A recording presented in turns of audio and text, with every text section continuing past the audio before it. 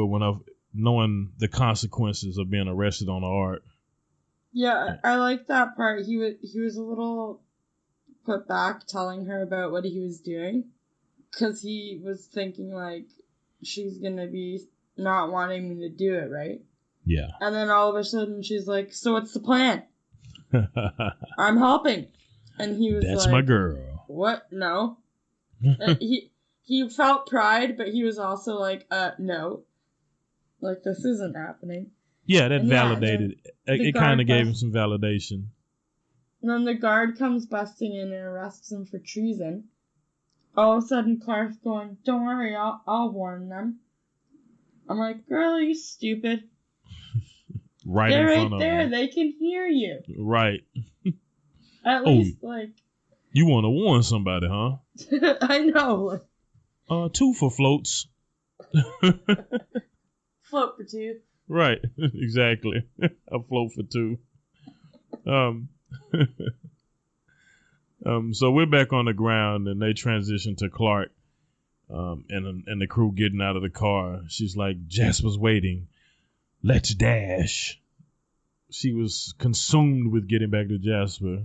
Well, after they come out of the car and they go back to Jasper, then it quickly goes for like a couple of seconds to Bellamy coming out of the cave with Charlotte.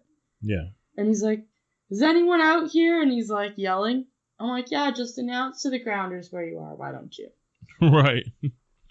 Doing the walk back, Finn is talking to Wells, and they're having a conversation about, why did you do this?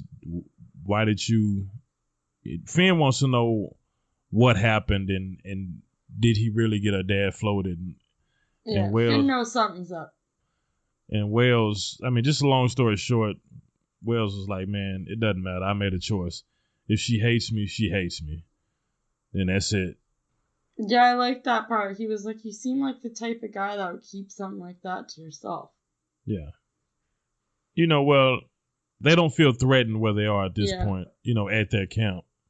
I don't know if Clark and Finn told anybody, but they think that Mount Weather is a boundary, I think, at this point, right? They think you said the boundary? Yeah. No, they think the water's a boundary. Yeah, that happened already. Okay. Yeah, that already get a little happened. mixed up because we're a little all over the place here sometimes. Well, right now. We're not all over the place. You're all over the place. I mean episode wise. Yeah. I'm kidding. So Bell and his crew, they flash over to Bell and his crew coming out of the cave. Well, Bell's coming out. They're looking for Adam. Little do they know. What is that, Ash? They hear Charlotte screaming, and she's standing over him, and he looks like something out of a horror movie. Didn't he? So Charlotte, she ends up screaming, and Bellamy comes over. And he's standing right behind her, and the look on his face, he looks even worse than Charlotte. He's like, "What is that?" They look down, and Adam's lying there. Yeah. And there's just blisters all over his body, all his arms and his face. And I'm pretty sure he's blind, too. I'm pretty sure the acid fog made him blind. Yeah. Because his eyes look like he has, serious cataracts in both of them, and he looks a hot mess. And then Clark and Finn hear it too when they're talking, so they go towards Charlotte's scream. As Bell is standing there taking care of, or being with Adam, he tells Char to, go back to camp. You don't need to see this, basically. Yeah, because Adam asks Bell to kill him. Right. While he's sending her back, they pan out, and in the background, there's Clark standing over there behind Finn. So she walks up, witnesses or sees the situation, and it's, she understands what has to be done. He's not going to make it. So they sit there, and she said, "I'll help you." That's what she tells him, and she starts singing it. I don't think they exchange any words. She just takes the knife and does her thing. Oh, I thought she said, "I'll help you." No, actually, something that we brushed over that you might be thinking of is well, after Adam asks Bellamy to kill him, Yeah. Charlotte walks over to Bellamy and gives him the knife that he gave her to go hunting with. Mm-hmm. And she hands him the knife and tells him not to be afraid. And then she walks away. Yes. Thanks for adding that. Then Clark comes over, right? Yeah. Assesses the situation. She says, I'm going to help you. As she's talking to Adam, she starts to sing this very... What kind of song? Like, I don't know. It reminded me of the song that Katniss sang to ruin the Hunger Games. Yeah. I mean... It was kind of like that. It was just like a farewell kind of thing. Yeah, like a farewell song. Like maybe she was humming the Traveler's Blessing. We'll never know. We'll never know. With that being said, she cuts his aortic artery in his neck, and he just bleeds out. Bale, when he saw that, it seemed to me with his eyes, with his actions, I mean, it's just like his reaction, he gained a lot of respect for her. Yeah. During that moment, that she had what it took to kill him, because he was already on her, because she wouldn't just kill Jasper. But Adam was way worse off than Jasper. Yeah, it was almost like he was looking through Clark. Like, he wasn't looking at her. He was just kind of like, he was thinking about, like, so many things as he was trying to, like, look at her. That it looked like he was, like, not even in his own brain at the time. Yeah, he was processing. Yeah, he was definitely processing, like, her compassion and the strength that she had to have to be able to mercy kill someone. Like, that has to take a lot, man. Like, that takes a lot. It would be hard for me. Yeah. So during all of this, they pan out, and standing in the background is Charlotte, because she's watching, she's witnessed all of this. So, I was about to say it was pretty traumatic for a little girl, but she saw her parents floated, so, I mean, it's nothing to her. From there, we go back to the camp, and Clark's back, and she's taking care of Jasper. You want to add anything here?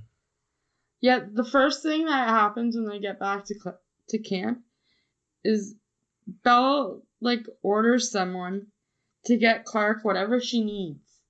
He's like, get Clark whatever she needs. Right. And I was like, now that's respect. Like, he finally respects her, and he's like, get it whatever she wants, man. She's the shit. Yeah. Like, that's how I saw it. He was like, she's cool in my books, get whatever she needs. Hook her up, man. Yeah, we see that respect that he gained for her while she was taking matters into her own hand to help Adam ease his passing. There was also probably a little thank you that he didn't have to do it himself, because he looked like he was gonna shit himself when he had to do it himself. Definitely. That was probably the most vulnerable we've ever seen Bellamy yet, was when he thought he was gonna have to kill Adam. I can't think of anything off the top of my head, but I was trying to think of some Octavia situations. We're only on the 3rd episode, so that was our first glimpse at his vulnerability, I think. Well, we're on the first episode, but for you people out in podcast land, we've recorded the entire season. Didn't sound good on the first 6 episodes, so we finished the season at this point. You guys don't know it. Well, you know it now. So, yeah, I guess, like you said, for correcting me, I was trying to think ahead where he had been vulnerable for Octavia, but none of that's happened yet. You're correct. Here's a little mindfuck for you. Everything you hear after this, we recorded before this. Yeah, exactly. The season is finished, everyone. We're just going back and re-recording because I'm a perfectionist. No, honestly, it just didn't sound good. And I got a bitchin' microphone. So here at the camp, Octavia walks up and she realizes that Adam's dead and she sees his body. You want to add anything else before we move up to the art? I was thinking when I was watching that scene, like, Bellamy kind of holds her back from going in the first place. I guess maybe she realized that Adam was out with them too and he didn't come back, and that's why she was trying to go forward. But when I was watching it, I was like, why is she so persistent in seeing what's under there? Like, what's it to her? But I guess maybe she thought it was Adam or had an intuition that it was him. Yeah, it wasn't abundantly clear that she knew it was him. Yeah, that's why I'm like, why is she being so nosy? That's what I thought at the time. I'm like, why is she being so nosy? Yeah, who's that? All right. So we're back up on the art. Unless you had anything else you wanted to add. Oh, Bellamy meets up with Murphy and he asks him how camp was while they were gone. And Murphy calls Octavia a psycho. And Bellamy, like, completely loses it on him. Oh, yeah, I have that right here, yeah. Yeah. I think he was still shaken from what happened in the woods, but also, like, obviously anyone trying to call Octavia anything is going to get knocked the hell out.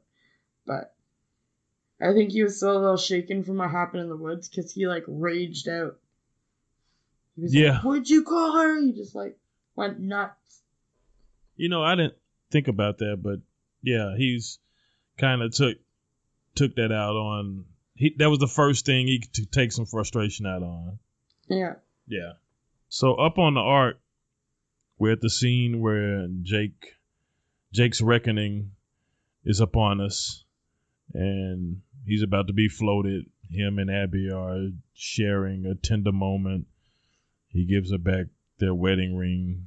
I won't need this, and give my watch to Clark, so she'll always know what time it is. No, I'm kidding. He didn't say that. And as they're having that moment, Josh says, "It's time." And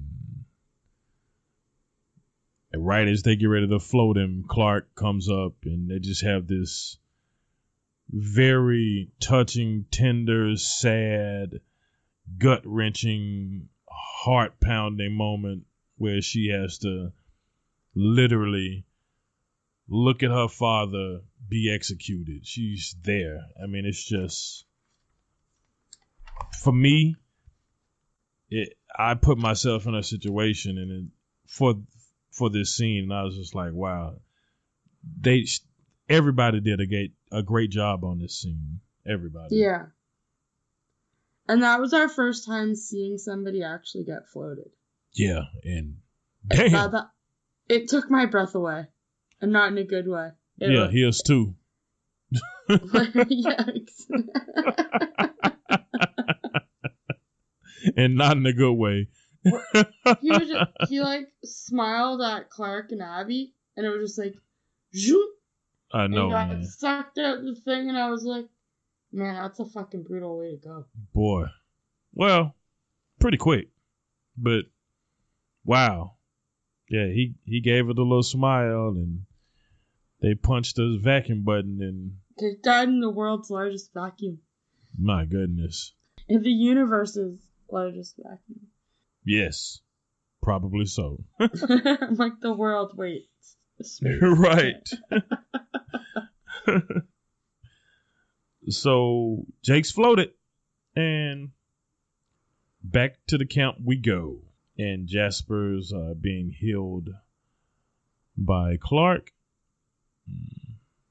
Not only was the tea more effective, it was like magic tea because he like sprung right back to life and wanted some whiskey. Right. As we'll get to it, like, can I have a hit of that? Well, yeah. Yeah, not yet, but I'm just saying, you know, that was pretty funny. So Clark goes out and she takes a break from healing Jasper, and she walks up on Wells burying, who was it, Adam? Yeah. Yeah, he's burying Adam.